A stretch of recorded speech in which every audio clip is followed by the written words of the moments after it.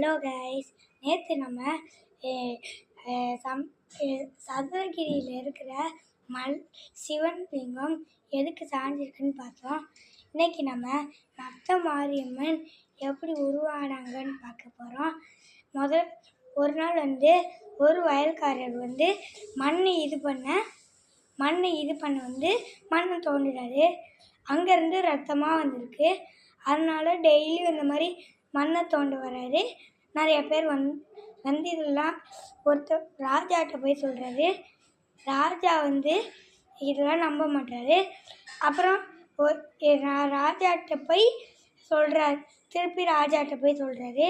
ராஜா அங்கே என்னதான் இருக்குன்னு சொல்லிகிட்டே இருக்கான்னு அங்கே போய் பார்க்க தன்னோட வீரர்களை கூப்பிட்டு அங்கே தோண்டி பார்க்க சொல்கிறாங்க.